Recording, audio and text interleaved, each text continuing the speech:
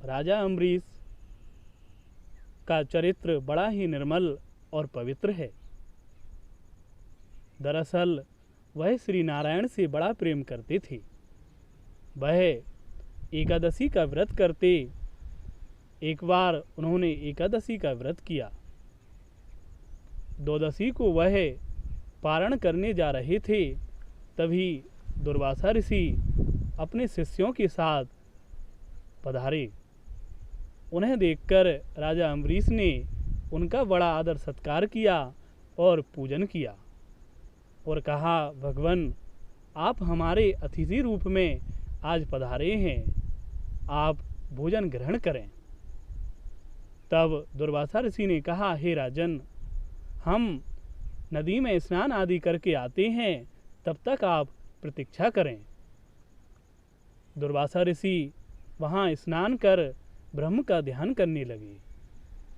इधर द्वादशी कुछ ही समय शेष रह गया था। राजन को बड़ी चिंता हुई। वह मन में सोचने लगे, यदि मैं ब्राह्मण को बिना भोजन कराए ही खुद भोजन कर लूं, तब बड़ा पाप लगेगा, और यदि द्वादशी रहते हुए पारण ना करूं, तब भी बड़ा दोष है। यह बड़े धर्म संकट की स्थिति है। तब उन्होंने ब्राह्मणों से परामर्श किया और फिर उन्होंने यह जानकर कि श्रुति में कहा गया है कि जल को ग्रहण करना भोजन करना है और नहीं करना भी है, तब उन्होंने ब्राह्मणों की आज्ञा से जल का पारण कर लिया। जैसे ही उन्होंने जल का पारण किया, इतने में ही दुर्वासा ऋषि आ गए। वह राजन को देखते ही समझ गए कि राजन ने भोजन कर लिया है। तब वह बोले, हे राजन, तुम्हें धन संपत्ति का बड़ा अभिमान है। तुमने इतना भी नहीं सोचा।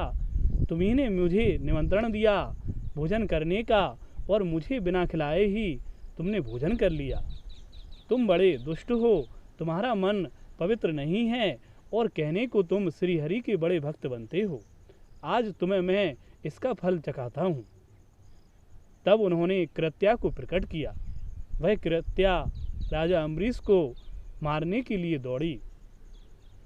वहाँ सुदर्शन चक्र पहले से ही अम्बरीश की रक्षा के लिए नियुक्त किया गया था। सुदर्शन चक्र ने कृत्या को नष्ट कर डाला और दुर्वासा ऋषि को नष्ट करने के लिए वह आगे बढ़ा। अब दुर्वासा ऋषि भयभीत हो गए और मृत्यु के डर से सभी ओर भागते फिरे। वह नीचे के लोकों में अतल वितल वहाँ गए, स्वर्ग गए, अग्नि वरुण सभी देवताओं के पास गए, कोई भी उनकी रक्षा नहीं कर सका। वह बड़े दुखी हो गए और फिर देव शिरोमणि ब्रह्मा जी के पास गए। कहा, भगवान, आप समर्थ हैं, श्री नारायण के सुदर्शन चक्र से मेरी रक्षा करो।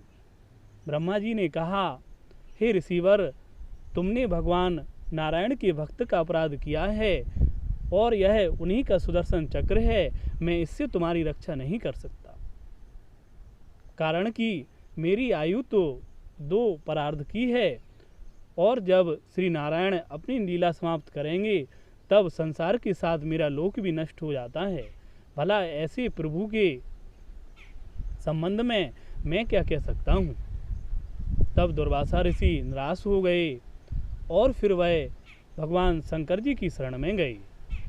शंकर जी ने कहा, हे ऋषिवर, तुमने बड़ा अपराध किया है, कारण कि तुम राजा अम्बरीश को सजा देना चाहते थे। भला उनका क्या दोष है।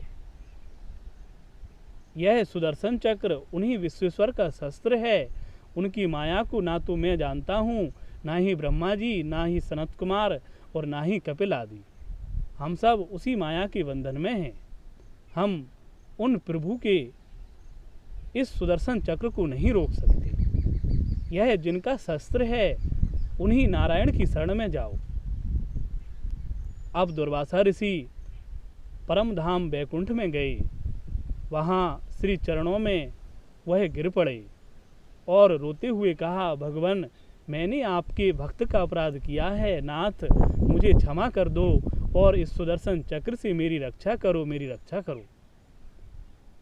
तब नारायण भगवान ने गंभीर वाणी में कहा, हे दुर्वासा जी, मुझ में तनिक भी स्वतंत्रता नहीं है। मैं अपने भक्तों के अधीन हूँ।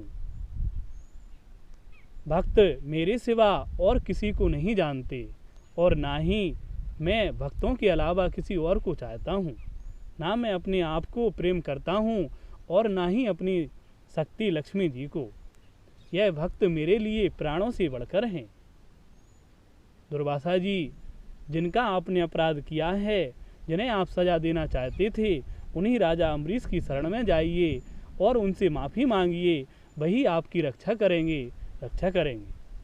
तब दुर्वासा ऋषि वहाँ से सीधे राजा अम्बरीश के निकट गए और उनके चरणों में गिर पड़े। राजा अम्बरीश ने देखा कि ऋषिवर मेरे चरणों में हैं, उन्हें उठाया और सुदर्शन चक्र की स्तुति करने लगे। उन्होंने सुदर्शन चक्र की करुण प्रार्थना की और कहा, हे सुदर्शन चक्र, आप तो भगवान के स्वरूप भूत हैं। दुर्वासा ऋषि की रक्षा करो, इन्हें सजा मत दो।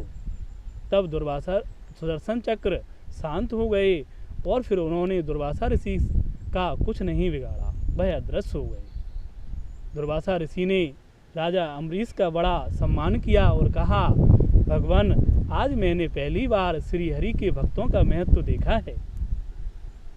राजन, आप भोजन ग्रहण करें। तब राजन ने दुर्वासा ऋषि को बड़े प्यार से भोजन कराया, उनका आदर सत्कार किया और उसके बाद उनके जाने के बाद उन्होंने भोजन ग्रहण किया। यह राजा अम्बरीश का चरित्र है जो बड़ा ही पवित्र है। धन्यवाद।